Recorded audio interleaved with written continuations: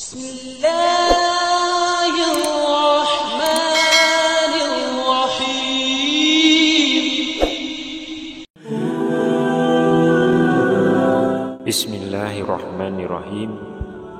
Assalamualaikum warahmatullahi wabarakatuh. Syukur alhamdulillah kita masih dipertemukan kembali di channel ini. Sholawat dan salam selalu dan tetap tercurahkan kepada junjungan kita Nabi besar Muhammad sallallahu alaihi wasallam. Allahumma sholli ala sayyidina Muhammad wa ala ali sayyidina Muhammad. Harapan dan doa saya semoga sahabatku semuanya selalu diberikan kesehatan, dilapangkan rezekinya, diampuni dosa-dosanya, dipanjangkan umurnya, dan semoga kita tidak mati kecuali mati dengan beriman dalam Islam. Dan sempatkanlah menuliskan sholawat di kolom komentar. Insya Allah akan menjadi bukti cinta kita kepada Rasulullah Muhammad sallallahu alaihi wasallam. Semoga kita semua mendapatkan syafaat beliau di akhirat kelak. Amin ya rabbal alamin. Sahabat seiman yang dirahmati Allah, salat duha adalah sebuah ibadah yang dihukumi sebagai sunnah muakkadah, yaitu ibadah yang sangat dianjurkan supaya dilakukan oleh umat Islam. Mengapa dianjurkan? Hal ini disebabkan karena banyaknya keutamaan dan manfaat yang sangat besar. Karena begitu besar manfaatnya, Rasulullah SAW menyampaikan bahwa sholat duha itu adalah sholatnya para nabi, para sholihin, para syidikin, dan para awabin atau orang-orang yang senang bertaubat. Pasti di balik semua perintah Allah itu selalu ada hikmah, ada kebaikan, ada janji Allah yang akan diberikan bagi orang-orang yang mengerjakannya. Sedangkan Nabi tidak pernah yang namanya melupakan sholat duha setiap hari. Adapun ketika Nabi Shallallahu Alaihi Wasallam dalam sebuah hadis sahih pernah meninggalkan sholat duha ini karena hal ini didasarkan sebuah tujuan yang sangat kuat. Diriwayatkan dari Abdul Razak, dia berkata, telah menceritakan kepada kami Ma'mar dari Az-Zuhri, dari Urwah, dari Aisyah berkata, pernah Rasulullah Shallallahu Alaihi Wasallam tidak melakukan sholat sunat duha. Kata Az-Zuhri. Aisyah berkata, sungguh Rasulullah Shallallahu Alaihi Wasallam pernah meninggalkan sunat duha walaupun beliau sangat mencintainya karena khawatir umatnya akan mengikutinya sehingga amalan itu akan diwajibkan bagi mereka. Aisyah berkata, sungguh beliau menyukai hal yang ringan bagi umatnya. Hadis riwayat Ahmad. Sanad hadis ini sahih. Oleh karena itu, jika kita ingin mendapatkan ridho Allah, mendapatkan kasih sayang Allah, tentu akan ada banyak jalan dengan cara mengikuti apa yang telah dicontohkan oleh Rasulullah. Maka ridho Allah insya Allah akan kita dapatkan. Dan salah satunya untuk mendapatkan ridho dari Allah yaitu dengan menjalankan sholat duha secara rutin, meskipun ini hanya sunnah. Tapi karena kepatuhan kita kepada Allah, insya Allah Allah akan membalas kebaikan kita dengan lebih daripada orang-orang yang tidak menjalankan sholat duha.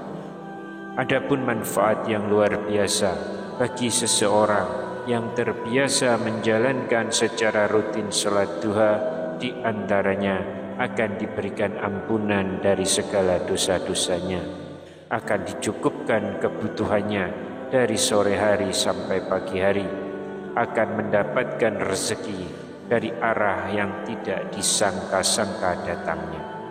Kemudian juga akan menolak kefakiran, dan sholat duha ini juga bisa sebagai pengganti sedekah dari tulang-tulang kita yang terdiri dari persendian di seluruh tubuh kita yang sebanyak 360 ruas sendi yang juga membutuhkan untuk selalu dikeluarkan sedekahnya. Dan salah satu caranya adalah dengan sholat duha. Adapun sholat duha, jika Anda masih mengerjakan 2 rakaat saja, maka itu sudah baik. Namun akan lebih baik lagi jika kita tahu bacaan yang semestinya dibaca setelah rakaat pertama. Kemudian setelah membaca Al-Fatihah, maka surat apa yang lebih baik dibaca. Lalu di rakaat kedua, setelah kita membaca Al-Fatihah, surat apa yang harus dibaca. Sahabat seiman yang dirahmati Allah, mengenai hal ini, maka tentunya kita membutuhkan sebuah rujukan. Dan cara yang terbaik tentu adalah sesuai dengan apa yang telah dilakukan oleh Nabi Muhammad SAW. Jika kita mengacu pada hadis bahwa terdapat sebuah hadis yang menganjurkan untuk membaca surat Asy-Syams pada rakaat pertama dan membaca surat Ad-Duha pada rakaat kedua. Salatlah 2 rakaat duha dengan membaca 2 surat duha, yaitu surat Wasyamsi wa duhaha dan surat Ad-Duha. Hadis tersebut diriwayatkan oleh Ar-Ruyani dalam musnadnya dan Ad-Dailami dari jalur Musyaji bin Amr. Hadis ini juga disebutkan oleh Al-Hafiz Ibnu Hajar dalam Fathul Bari Syarah Sahih Bukhari dan tidak dikomentari. Namun yang benar, hadis tersebut adalah hadis palsu sebagaimana dijelaskan oleh Syekh Al-Albani. Beliau mengatakan hadis ini palsu, cacatnya ada pada Musyaji bin Amr. Kemudian juga ada yang memberitahukan untuk membaca di rakaat pertama setelah Al-Fatihah dengan membaca ayat kursi 10 kali, dan pada rakaat kedua setelah Al-Fatihah membaca Al-Ikhlas 10 kali. Namun sekali lagi, cara tersebut tidak ada landasan hadis yang sahih untuk bisa dijadikan dasar cara kita beribadah sholat duha. Dari penjelasan-penjelasan tersebut maka dapat ditarik kesimpulan bahwa hadis yang menganjurkan sholat duha dengan bacaan tertentu adalah hadis dhaif. Artinya tidak ada anjuran untuk mengkhususkan sholat duha dengan bacaan tertentu, baik di rakaat pertama, rakaat kedua, maupun doa setelah sholat duha. Dalam masalah ini terdapat satu kaidah terkait masalah ibadah yang penting untuk diketahui, bahwa membatasi setiap ibadah yang sifatnya mutlak dengan tata cara tertentu, misalnya terkait waktu, tempatnya, bacaannya, jumlahnya, dan yang lainnya, tanpa ada keterangan dalil yang sahih, termasuk salah satu bentuk bid'ah. Adapun yang sesuai sunnah, kalian atau kita bisa membaca surat yang mudah menurut kita masing-masing setelah kita membaca Al-Fatihah. Dalam bacaan tersebut tidak ada batasan tertentu, karena yang wajib hanyalah Al-Fatihah, sedangkan tambahannya adalah sunnah. Maka setelah Al-Fatihah, maka kita bisa membaca surat Asy-Syamsi atau surat Al-Ain atau surat Ad-Duha atau surat Al-Insyirah ataupun surat-surat lainnya. Semuanya adalah hal yang baik. Kemudian setelah salat, maka ada doa yang dibaca setelah selesai sholat duha yang dimaksudkan untuk menyempurnakan bacaan niat sholat duha yang telah dilakukan di awal.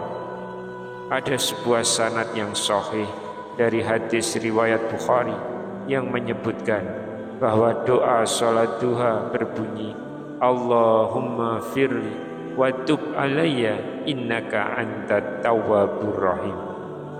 Doa ini dianjurkan untuk dibaca sebanyak 100 kali sebagai bagian dari zikir pagi.